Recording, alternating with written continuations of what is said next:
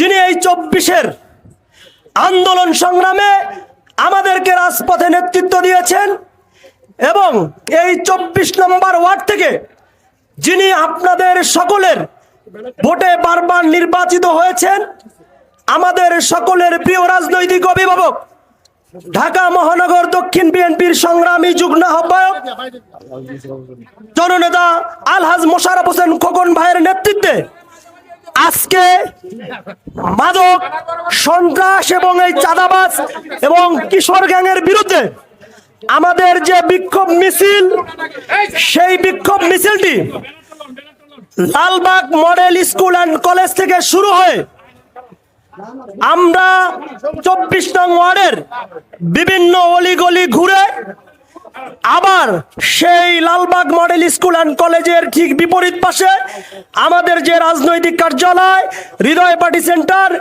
সেখানে এসে সম্পূর্ণ করেছি। সংগ্রামী নেতৃবৃন্দ, আপনাদের এই প্রোগ্রামটাকে সফল করার জন্য নেতৃবৃন্দের পাশাপাশি যে সকল বিশিষ্ট নাগরিকগণ রয়েছেন, যে সকল মুরব্বিয়ান রয়েছেন, সকলকে মোশাররফ হোসেন খোকন ভাইয়ের পক্ষ থেকে সংগ্রামী শুভেচ্ছা, অভিনন্দন।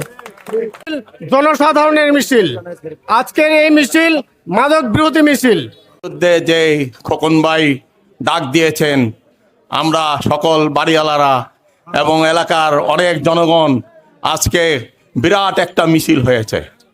মাদক মুক্ত, চাঁদাবাজ মুক্ত এবং সন্ত্রাস মুক্ত বাংলাদেশ গড়ার অঙ্গীকার।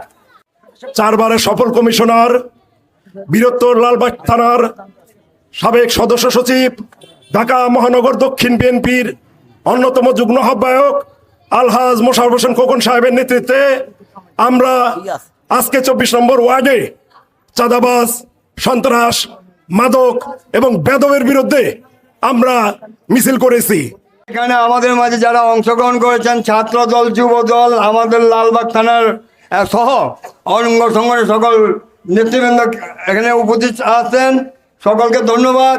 মোশাররফ হোসেন খোকন শুধু 24 নম্বর ওয়ার্ড, 24 নম্বর ওয়ার্ড না, বর্তমানে ঢাকা মহানগরের অন্যতম একজন সফল নেতা এবং একজন কর্মদক্ষ সংগ্রামী এবং রাজপথের লড়াকু সৈনিক।